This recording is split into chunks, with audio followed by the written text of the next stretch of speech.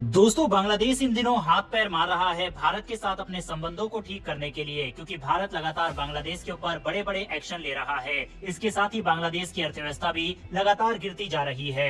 वहीं पर अब बांग्लादेश को एक और बड़ा झटका बांग्लादेश का जो सपना था न्यूक्लियर पावर प्लांट का, उसको लगा है, क्योंकि भारतीय कंपनियों ने अपना काम बांग्लादेश से समेटना शुरू कर दिया है। सबसे पहले रेफरेंस के लिए आप अपने स्क्रीन पर नव भारत टाइम्स का आर्टिकल देख सकते हैं। दरअसल बांग्लादेश के रूपपुर परमाणु ऊर्जा संयंत्र के उद्घाटन पर अनिश्चितता के बादल मंडराने लगे हैं। इस परमाणु ऊर्जा संयंत्र के लिए पद्मा और जमुना नदियों के माध्यम से ट्रांसमिशन लाइन का निर्माण कार्य अवामी लीग के सत्ता से बाहर होने के साथ ही रुका हुआ है। शेख हसीना के प्रधानमंत्री पद से हटने के साथ ही इस ट्रांसमिशन लाइन का निर्माण कर रही भारतीय कंपनी ने साइट छोड़ दी है। प्रोजेक्ट डायरेक्टर मोहम्मद जाहुदुल हसन के अनुसार ट्रांसमिशन लाइन के बिना 12.65 बिलियन डॉलर के रूपपुर परमाणु ऊर्जा संयंत्र का चालू होना संभव नहीं है। पावर ग्रिड कंपनी बांग्लादेश के अनुसार देश के पहले परमाणु ऊर्जा संयंत्र से राष्ट्रीय ग्रिड तक पावर ट्रांसमिशन के लिए पद्मा और जमुना दोनों में 16 किलोमीटर नदी क्रॉसिंग लाइन सहित कुल 669 किलोमीटर ग्रिड लाइन की आवश्यकता है। दोनों नदियों के पार ट्रांसमिशन लाइन बिछाने का काम मुख्य रूप से किया जा रहा है, लेकिन इस पर काम ठीक से नहीं चल पाया है।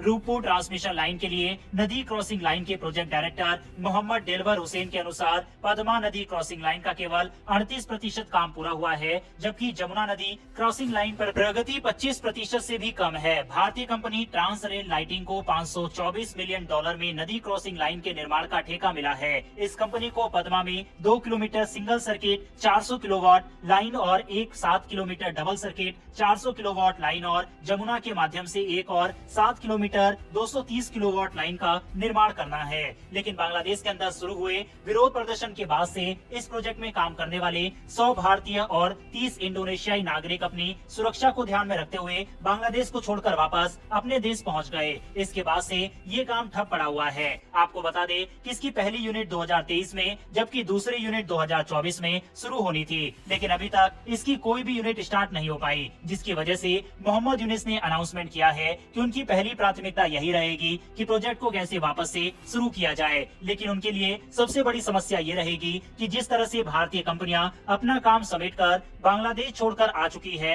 अब कैसे वापस इस प्रोजेक्ट को शुरू किया जाएगा।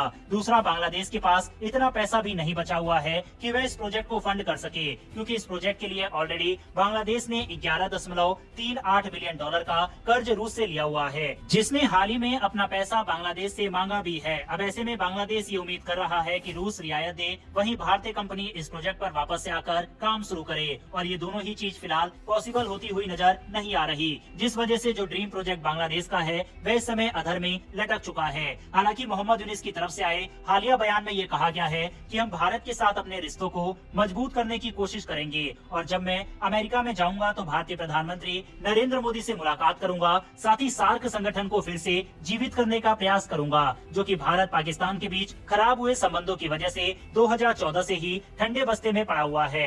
मोहम्मद यूनिस चाहते हैं कि सार्क को वापस जीवित करके जो पाकिस्तान अलग थलग पड़ा हुआ है उसको एक बार फिर से एक मंच दिया जाए। हाल फिलहाल में हमने देखा है कि बांग्लादेश पाकिस्तान के साथ अपनी नजदीकियों को बढ़ा रहा है, और उसी के तहत ये कदम बांग्लादेश उठाने की कोशिश कर रहा है। बहरहाल इस खबर के ऊपर अपनी राय कमेंट बॉक्स में लिखकर बताइएगा।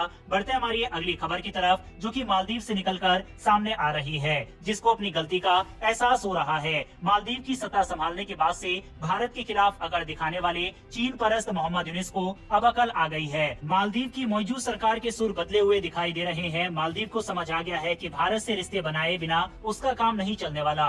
मौजूद प्रशासन ने पहली बार माना है कि उसने शुरुआती दौर में भारत से संबंध खराब कर लिए थे। मालदीव के विदेश मंत्री मूसा जमील ने स्वीकार किया कि राष्ट्रपति मोहम्मद माइजू के नेतृत्व वाली सरकार के शुरुआती दिनों में भारत मालदीव संबंध कठिन दौर से गुजरे। इसके साथ ही उन्होंने जोर देकर कहा कि दोनों देशों ने गलतफहमियां दूर कर ली है। जमील ने शुक्रवार को श्रीलंका की यात्रा के दौरान ये टिप्पणी की। द एडिशन समाचार पत्र ने जमील के हवाले से लिखा, आप जानते ही हैं, हमारी सरकार के शुरुआती दिनों में भारत के साथ कुछ तलखी थी। हमारे भारत और चीन से रिश्ते हैं तथा दोनों देशों ने मालदीव का समर्थन करना जारी रखा है। जमील की ये टिप्पणी मालदीव की वित्तीय स्थिति के बारे में क्रेडिट रेटिंग एजेंसियों की चेतावनी के मद्देनजर आई है। मालदीव पर इस समय 40.9 करोड़ अमेरिकी डॉलर का कर्ज है। देश का मौजूदा विदेशी मुद्रा भंडार 44.4 करोड़ अमेरिकी डॉलर का है। यानी कि इससे आपको पता लग गया होगा कि आखिर मालदीव की अकल कैसे ठिकाने आ गई है, क्योंकि इस समय जिस तरह से उसका कर्ज बढ़ता जा रहा है ऐसे में भारत के साथ अपने रिश्ते खराब वह बिल्कुल नहीं कर सकता।